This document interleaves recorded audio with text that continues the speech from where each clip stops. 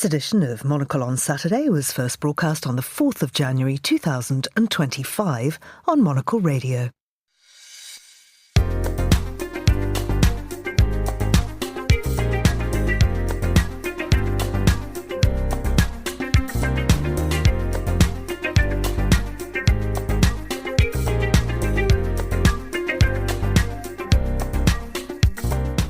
Hello, I'm Georgina Godwin, broadcasting to you live from Midori House in London. This is Monocle on Saturday.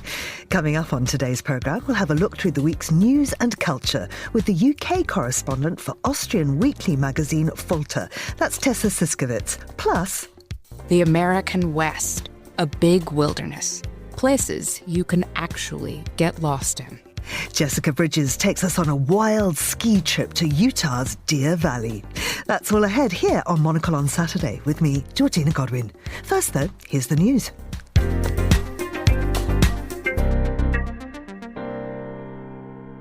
The administration of President Joe Biden has notified Congress of a proposed $8 billion arms sale to Israel, a US official said on Friday, with Washington maintaining support for its ally, whose war in Gaza has killed tens of thousands. Washington says it's helping its ally defend against Iran-backed militant groups like Hamas in Gaza, Hezbollah in Lebanon and the Houthis in Yemen.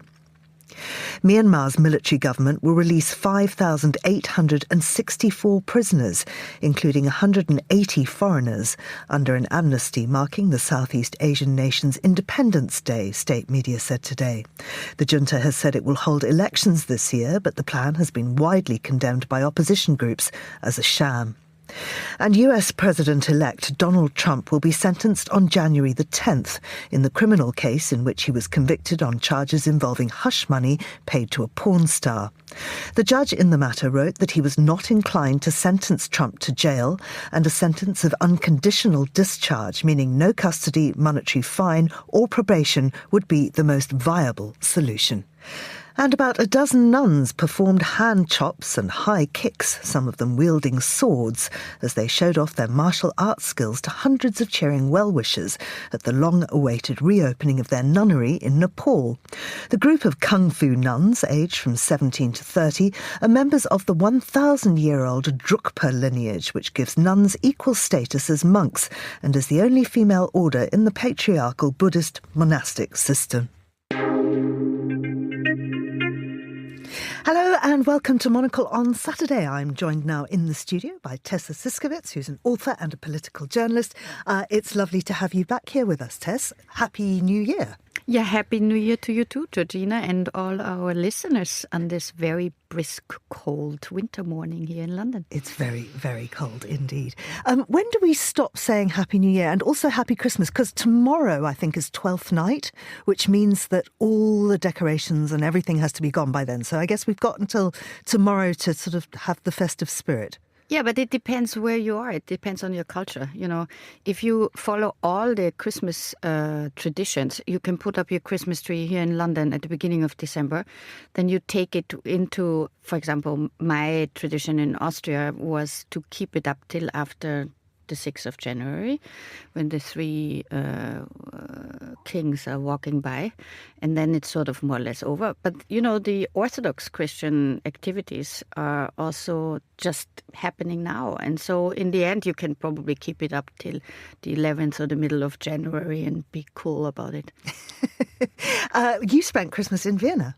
I did, with all my family, and I have to say I'm 57 now, and I've spent all my Christmases with my parents, and my children have spent most of their Christmases also in Vienna with my parents and me. So we are, because we live as a global family and we are around in different cultures and have a Jewish, Christian sort of surrounding and environment and background, we kind of like this coming together as a family, not on a very religious basis, but just more as a ritual to come together and eat well.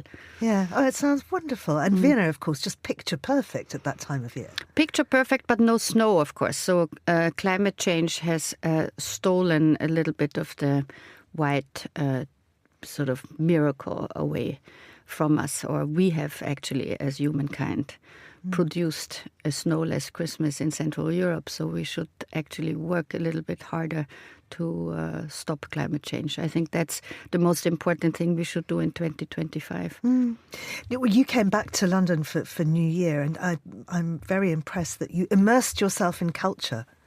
I did immerse myself, in the icy Ladies' Pond in Hampstead Heath, but also I sort of tend to go to all the exhibitions that I haven't made in the fall. And so I went, for example, to the Freud House to see the Women and Freud exhibition, which is small, but still quite nice because obviously as an Austrian, I have a Freudian side of my soul. And there are lots of really good exhibitions. There's an Indian exhibition about the sort of very political art of the 70s in India, which I recommend highly, in the Barbican. Andrew Tuck, writing in the Monocle Weekend Edition today, is talking about the blockbuster shows such as the Van Gogh exhibition. Have you seen that? Not yet. Yeah, he's very funny actually in our newsletter today, talking about the various people who were there at the exhibition and of course exiting through the gift shop. You're an author too, and you wrote a book about Britain and Brexit. Are Austrians interested in that? Well, I wrote it in 2018.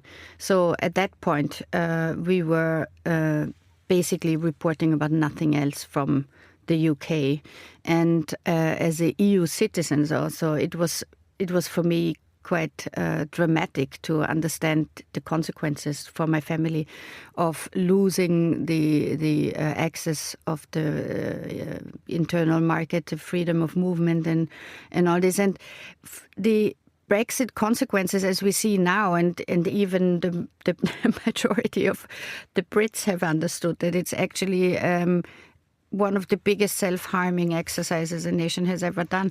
And so that's also one of the things that I would hope in the future that Britain is reconsidering.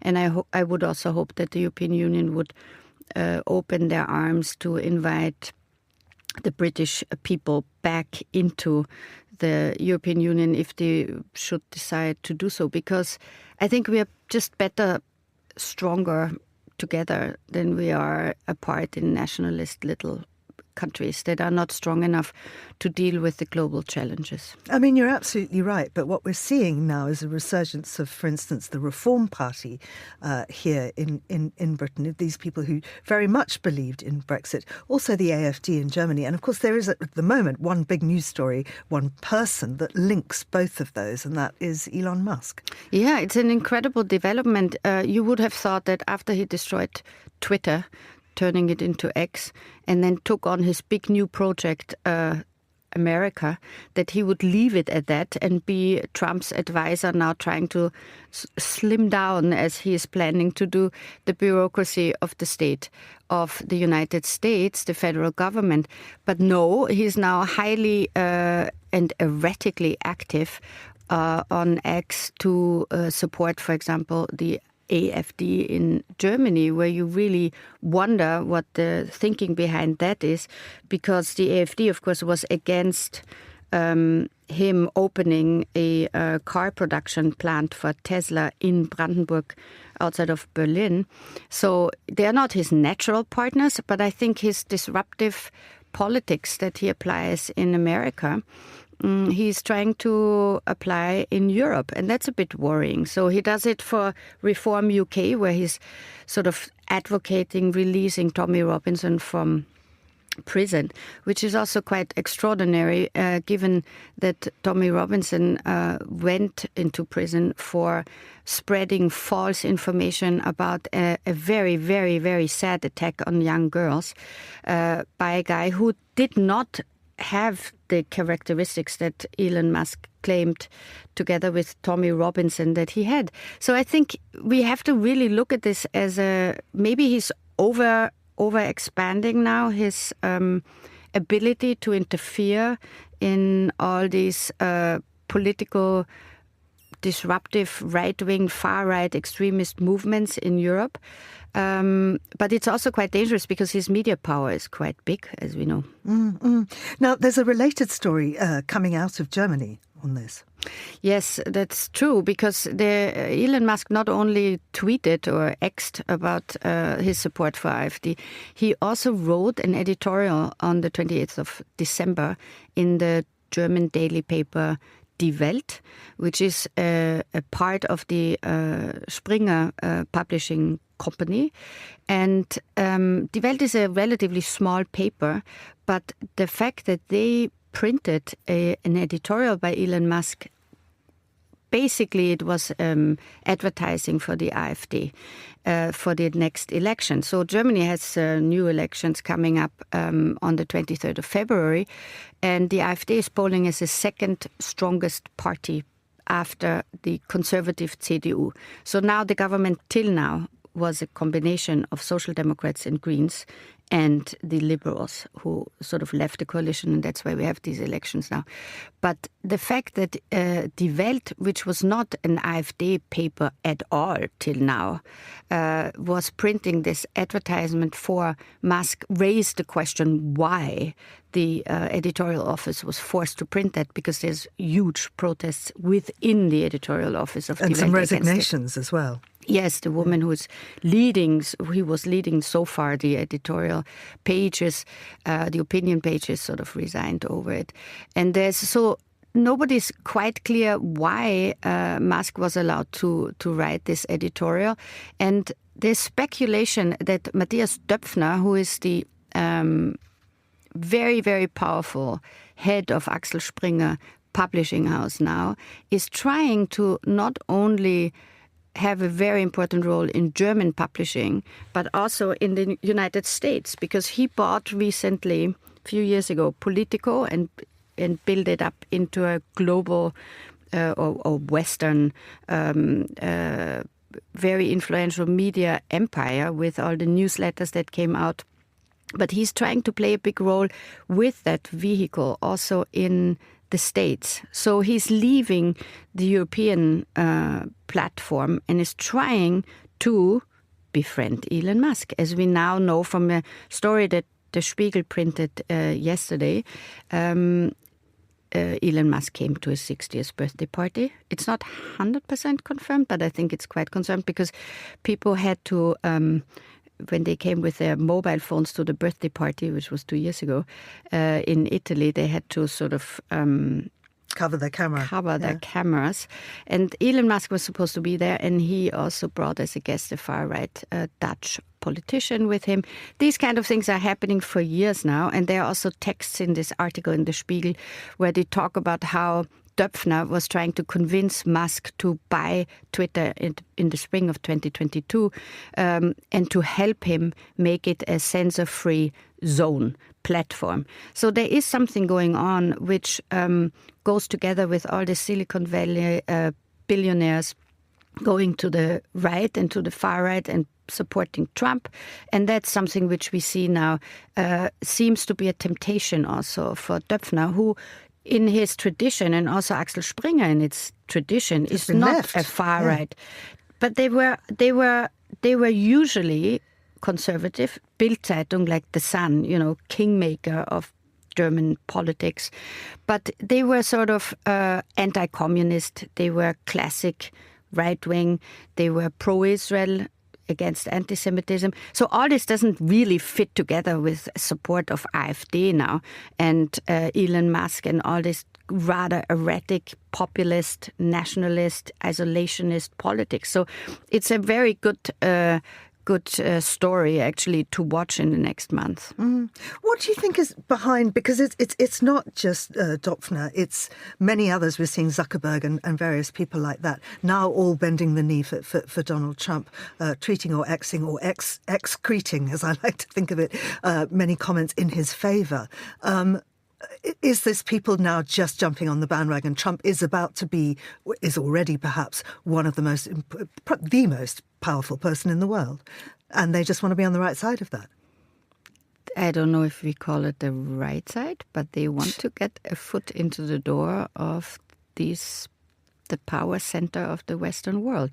And, Mark Zuckerberg just donated $1 million to the inauguration fund of Donald Trump.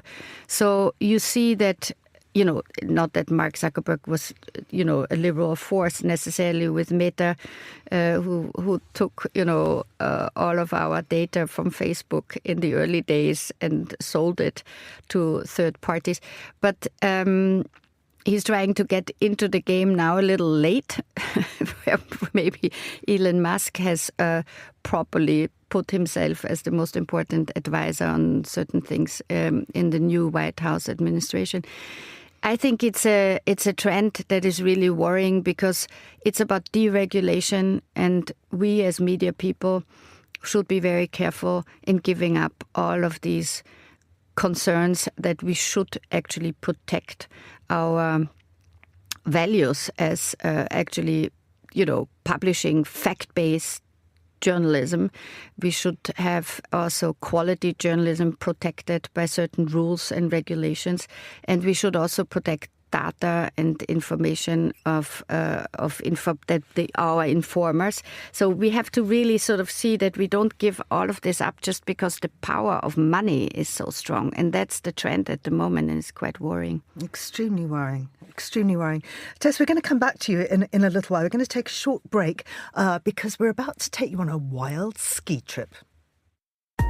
Do you want the tactility of print and the speed of digital? Well, sign up for a Monocle subscription today and enjoy 10 issues plus 4 annual specials, as well as access to the Monocle digital editions. The Monocle digital editions offers improved access to the magazine on the go and at the touch of a button. It also includes our extensive archive of global reporting and a growing roster of travel guides and tips too. Head to monocle.com/subscribe to sign up now.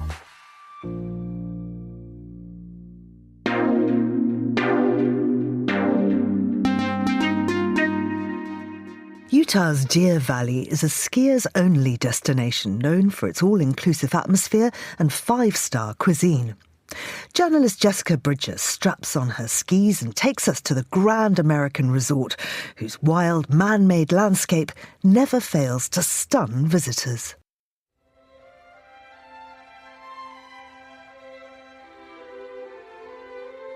I want to tell you a fairy tale about the vaster wilds. But it's real.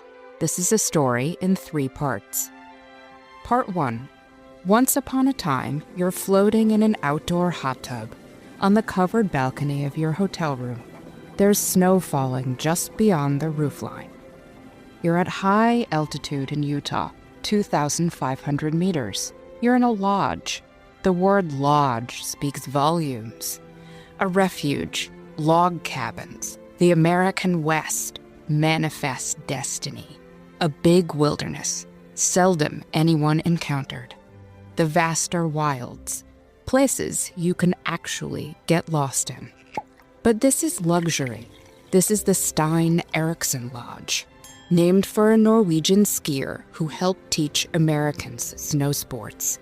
To get out in nature, slide down vertical pitches at high speed on narrow wooden planks. The lodge is a bulwark against the dense wild, with pitched 15-meter ceiling great rooms, crowned by elk, chandeliers, with champagne buckets in front of crackling fires, vast slabs of stone, immense wooden beams and truss work, an architecture that is deeply rooted in the American West in its response to the sublime scale landscapes. The Stein Eriksen Lodge and you in the hot tub with the snow all around are in Deer Valley, known as one of the poshest places to ski in North America. Perfectly groomed slopes, prime hotels, all constructed spaces, ski infrastructure, intensive land management, and the forestry service. But somehow, the human layer still seems so thin. Part 2. This is all set in big nature in the Rocky Mountains. This is the edge of settlement, granite mountains and large trees, the deep black of pine forest. The U.S. conquered its territory in maps only. The nature is unruly here in the great American West, following the rules only for a time. It is wild and growing wilder. Newspaper images of flames engulfing entire towns in wildfires. But at the same time, it is an environment made for people to roam. The old days of settlers, claim jumpers, the Oregon Trail, the Navajo, the Arapaho, the tribes tending the land only to be displaced. Gold and silver mining, cowboys, the story of capitalism, colonialism, the history of the environmental movement. This is not a neutral place, holy and moving in its power. It drives extremes. It dictates. There's millions of hectares of open space, an incomprehensible extent, a large part of the U.S. total of 2.26 billion hectare, and it stays wild, even though it is crossed by thousands of kilometers of roads, hiking trails, freight lines, settlement networks, the veins crossing the meat of the land, the red rocks of Colorado fading into the gray of Utah, the mountains rising from around Salt Lake. The Rockies were one of the last land barriers to conquer. Destiny was manifest. Part 3. The U.S., unlike many places, still feels wild, but it is also highly engineered. The legacy of the Public Land Survey, which neatly sliced the country into squares of 1 square mile each, intensive multi-agency land management, the advent of national parks, John Muir and the Sierra Club, post-mining abandoned tailings, and yet the unknowable, the corners perhaps charted, but still untouched. This is the vaster wild, a wild we still have. The skiers came to this wild.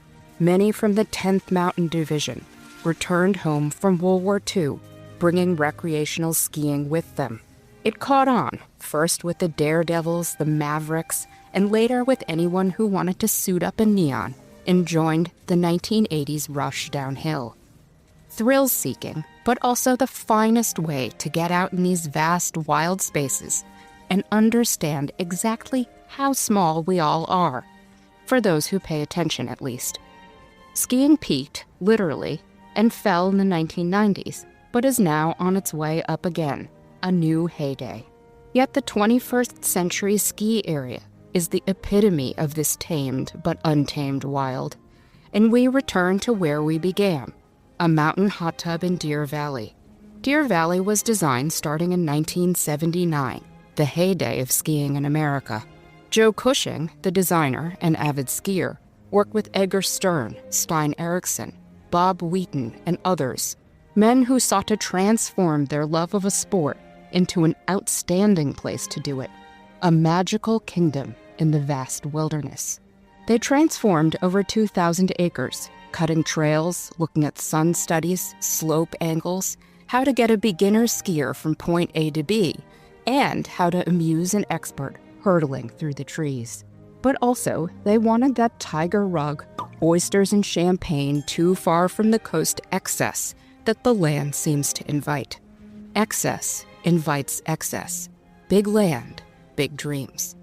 Joe's son, Chris Cushing, has now taken over, transforming 3,700 new acres into more runs, more lifts, more fun. Yet with a delicate hand, after 4 decades in practice, Chris brings everything he has to this new slice of groomed wild. The first trails open this season. High up on Little Dutch Peak, in the new land, I looked down at his domain, the land he'd designed, and thought the invention of humankind was remarkable, the scale huge, and yet still the unknowable vastness won. All the hot tubs, snowcats, groomers, carving and free-ride skis, lodges with hot cocoa cannot actually make a dent in the geographical, geological, phenomenal Great American West. Will we live happily ever after in our earthly paradise? Perhaps that's a story for another day. That was Jessica Bridger there. Now, Tessa, obviously you're Austrian, so you must have been brought up skiing, right? Absolutely, and I'm going next Friday for a week skiing with my son and my partner. Whereabouts will you go? In Lech, in Austria. It's sort of our to-go-to place, not only because it's lovely, but it's also high up in the mountains. And nowadays, it's better to go high up in order to have the snow. Yeah. Well, unsurprisingly, brought up in the southern hemisphere, I don't ski. I never have. Went on a ski lift for the very first time recently with our founder and chairman, Tyler Brûlé. I'd never been on one. He had to hold my hand. Yes, I can imagine. I mean, it's so scary and so dangerous. But you could come for snow walks, which has the same effect on your soul. And it's and on not your glutes. as on your glutes also. It's maybe more of a workout, and it's less dangerous. Yeah. Well, it's tempting, but I have to say the thing that really tempts me is the après ski. Absolutely. And that's where Austrians are dangerously effective. Now, you have been just recently enjoying, you didn't even ski before you got there. You just had the red wine anyway. That's true. We yesterday I actually saw a fantastic film that I can recommend, Conclave. Robert Harris. Based on Robert Harris's book. And Ray Fiennes is fantastic in it, and all the cast is great. And so after this contemplation of male or not, male power in the Catholic Church, we went for a glass of wine in a Mexican-Polish little joint called L'Autre in Mayfair, which I can recommend because they were very, very friendly, nice, and they had fantastic red French wine, which we enjoyed greatly. Tell me about the food fusion that results from Polish-Mexican. I'm not sure if it's not just a takeover fusion, that it was maybe Mexican before, but we had nachos, classical nachos, and then followed by Polish sausages with mashed potatoes and gravy. Extraordinary. Yeah, it's amazing that I'm here at this hour of the day. That sounds like a great reel. What does 2025 hold for you then? Well, there will be lots of traveling since I'm sort of a kind of foreign reporter, foreign observer of politics. So I plan trips back to Vienna also for work, but I sort of cover a little bit Middle East, America, unfortunately not Russia at the moment because that would be one of my go-to places. So I'm traveling to Silicon Valley in March, to Saudi Arabia in April.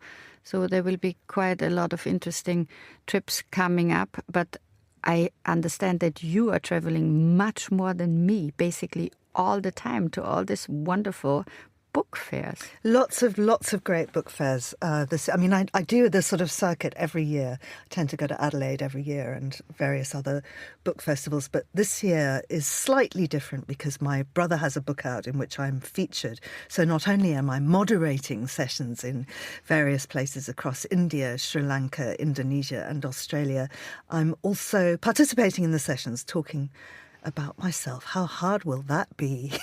I think this is really fascinating and also must be quite tricky. Have your brother write about your own family and about you? Well, you be the judge. The book is called Exit Wounds by Peter Godwin. It's I'm gonna go next door to Dawn's and have a look at it. Tess, but we were sort of talking though about Austria and the fact that you are going back there. But Austria itself is in the middle of a political crisis.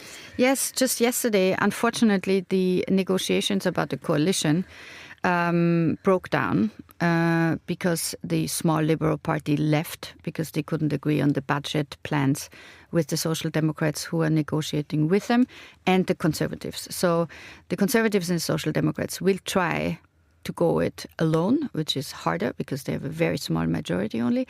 But all this is to prevent the far right getting into government. And the far right FPÖ party has won the most votes in September at the national elections.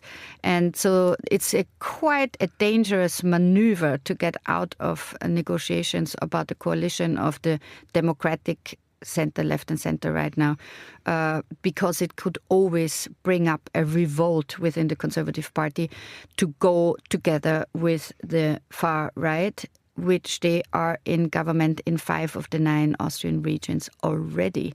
So it's a tricky moment in Austrian politics, I would say. Yeah, it certainly sounds it. You've got to leave us with something hopeful as we close the show. Yes, I mean, I always tend to find positive stories also by the end of the year. And I interviewed one of my favorite Israeli peace activists, Maoz Inon. He had a tragedy because his parents were killed on October 7th by a rocket coming from Gaza in their kibbutz, just in the north of Gaza.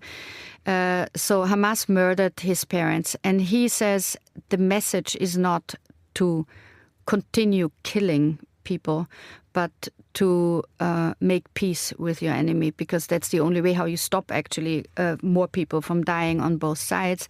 And so he, together with his Palestinian partner, Aziz Abu Zara, is running peace conferences, peace talks. They even made it to the Pope with their message of peace last year. And they just organized a Israeli Woodstock for Peace festival in the Negev, in the desert in Israel, next to the city on the Red Sea, Eilat, where thousands of people came together with a message of peace, and that peace is possible. And he always says, don't think I'm naive. It's naive to think that violence solves conflict. Absolutely. Thank you for that story. And people can read about it in the Israeli Times, I think. Tess, thanks a lot. That is all for Monocle on Saturday. Thanks to our producer, Desiree Bandley, and our studio engineer, Lily Austin. And, of course, to my guest, Tessa Siskowitz. Monocle on Saturday will return at the same time next weekend. I'm Georgina Godwin. Thanks for listening.